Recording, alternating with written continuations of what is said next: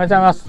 今日はキッチン上の換気扇をもともとついていた大きな換気扇から小型の換気扇に交換した動画その4です。換気扇にスイッチとスピードコントローラーを取り付け壁に埋め込みました。これからもキャンピングカーの動画を配信していきますのでチャンネル登録お願いします。それではどうぞご覧ください。前回の動画で壁に取り付けた小型換気扇にモーターコントローラーとスイッチをつないでテストをしてみました。なぜモーターコントローラーとスイッチ両方取り付けたかは動画下の説明欄より前回の動画をご覧ください。問題なく動いたのでモーターコントローラーとスイッチを取り付けたいと思います。モーターコントローラーとスイッチを取り付ける前に壁のベニヤ板が黒くカビているのでまずはカビたベニヤ板を取り外したいと思います。壁のベニヤ板1枚すべてを取り外すのは大変なのでカビたベニヤ板の一部だけを切り取ります。差し金をガイドにしてカッターナイフで切っていきます。差し金が動かないようにマスキングテープで留めます。カッターナイフの刃を差し金に当て差し金に押し当てながら切っていきます。配線が邪魔なので外します。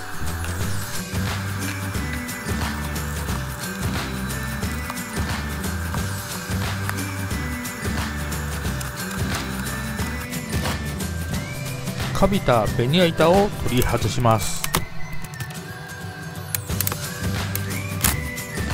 取り外しました。ベニヤ板を留めてたタッカーの針が残っているので引き抜きます。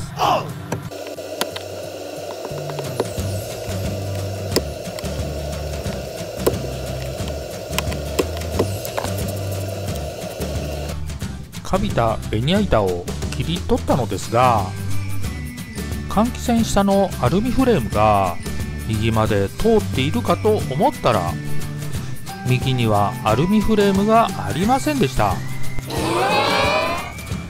断熱材を取って壁の中を確認すると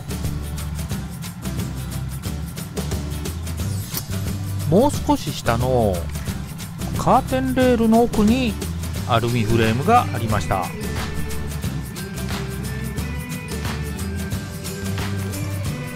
ベニヤ板を取り付けるときにネジで留めやすいよう下のアルミフレームまで壁のベニヤ板を切り取ります。ベニヤ板を取り付けるときはアルミフレームにネジ止めする予定です。アルミフレームの真ん中を狙ってベニヤ板に印を書きます。書く前にマスキングテープを貼っておいたので書き間違えても大丈夫です。切る時のガイドになるよう差し金をマスキングテープで留めます。めんどくさかったのでカーテンレールは一部しか外していませんが邪魔なので全て外した方が作業しやすいです。差し金にカッターナイフの刃を当て切っていきます。差し金を残したい方に貼っておけば手元が狂っても残したい方のベニヤ板を間違って切ることはありません。ちょっと強引でしたがベニヤ板が取れました。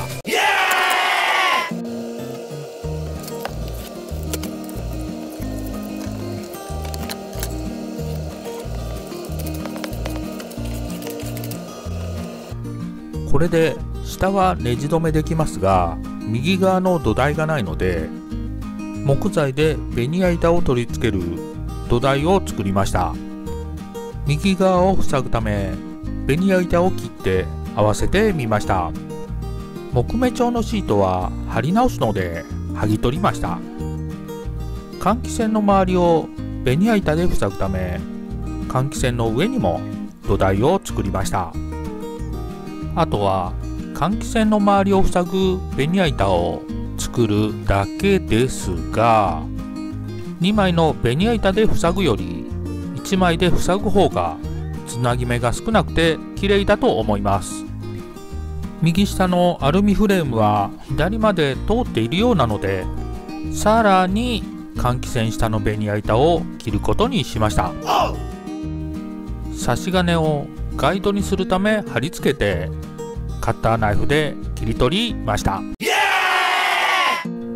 ベニヤ板を切って合わせてみました。あとは換気扇の穴を開けるのですが、位置をぴったり合わせたいので、まずはファンのボルトだけ戻し、ベニヤ板に穴を開けて位置を確認しました。ベニヤ板の内側を切った後、徐々に削りながら換気扇に合わせました。次にモーターコントローラーを取り付けたいと思います。モーターコントローラーはこの辺りに埋め込みたいと思っていますが、アストロタイガーの壁は薄いので、このままではモーターコントローラーが壁から少し出てしまいます。モーターコントローラーの出っ張る分、ベニヤ板を四角く切ってもいいのですが、なんとかモーターコントローラーを改造して埋め込みたいと思います。モーターコントローラーのダイヤルをマイナスドライバーでこじって抜き、シールを剥がすとネジが4本見えます。ネジを外して開けてみると、中は隙間なく詰まっているのですが、蓋に少し隙間があったので、モーターコントローラーの蓋を削って薄くし、なんとか薄い壁の中に収まりました。それでは取り付けていきたいと思います。ベニヤ板をネジ止めするための木材を取り付けます。両面テープが剥がれないようにシリコンオフで拭いておきます。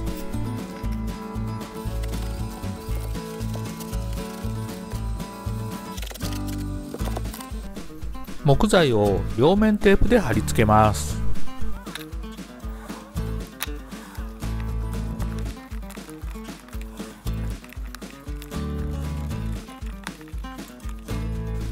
両面テープだけでは不安なので、下穴を開けて木材をネジ止めします。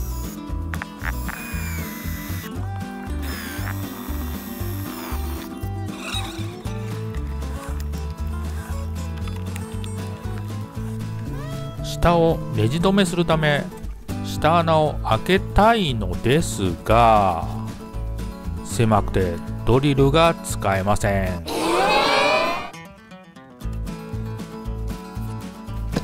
そこで90度向きの変わるドリルアダプターを出してきました。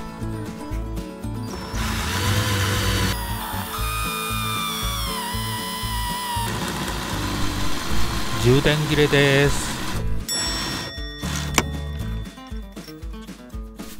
大きなドリルを出してきました。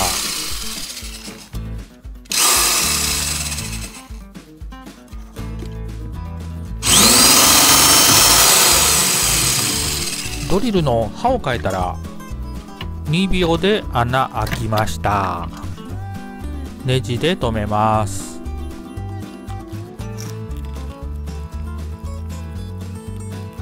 取り付けました。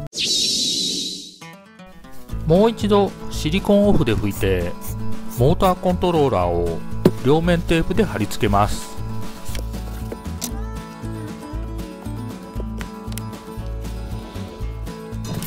スイッチを取り付けます。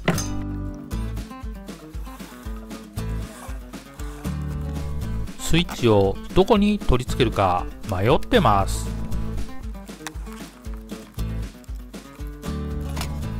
換気扇の上にベニヤ板をネジ止めするための木材を取り付けます。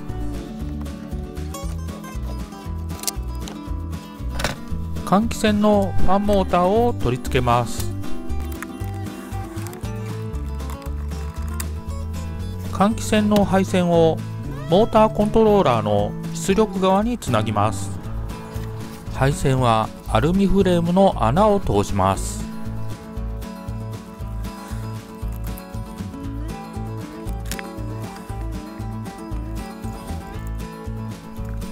アルミフレームにマイナス配線をつなぐため、ドリルで下穴を開けます。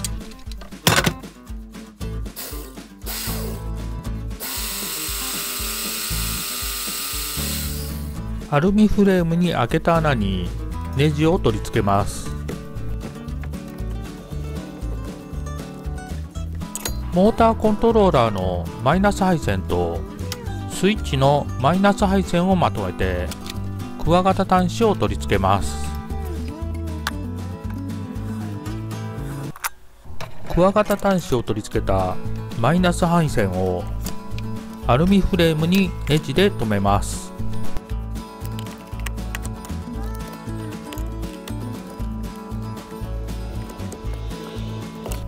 電源のプラス配線とスイッチの間に 5A のヒューズを入れます。残っていたファンモーターのネジを取り付けます。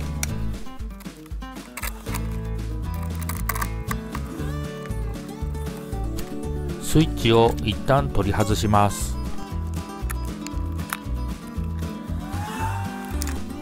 ヒューズを壁の中に押し込みます。ヒューズを壁に埋め込んでしまうと後のメンテナンス性が悪いので、ここは後で改善したいです。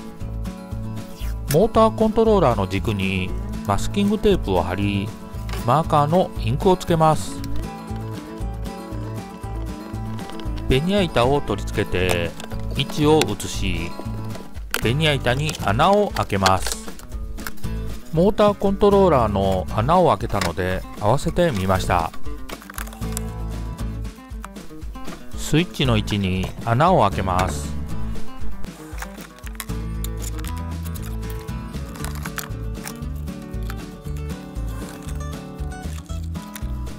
ベニヤ板に木目調のカッティングシートを貼りました。カッティングシートを貼ったベニヤ板にスイッチを取り付けます。長いのでカットします。スイッチを取り付けたのですが、スイッチの奥が当たってベニヤ板が浮いてしまいます。どうしようかと考えたのですが、アルミ板の端材があったので穴を開けてベニヤ板とスイッチの間に入れてみました。合わせてみると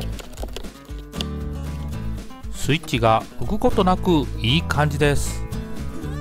アルミ板を簡単に削って両面テープでベニヤ板に貼り付けました。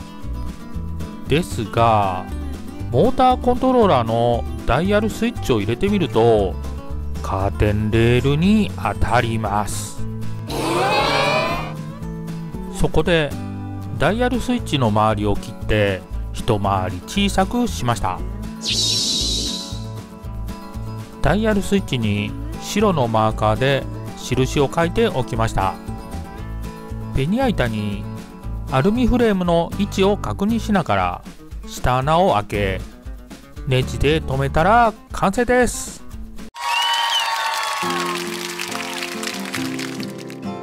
換気扇を取り付けました。スイッチを取り付けるときにカーテンレールが邪魔だったので取り外して取り付けたのですが、カーテンをつけてみるとスイッチの位置がちょっと低かったです。とりあえずつけたアルミ板ですけれども、もうちょっとかっこよく取り付けたいです。換気扇の方もいつもは塞いでおけるようにしたいです。今は隙間風が入ってきます。まだまだ改善点はありますが、今回の動画は以上になります。いつもいいねとコメントありがとうございます。これからも頑張って動画配信していきますので、チャンネル登録お願いします。最後までご視聴いただきありがとうございました。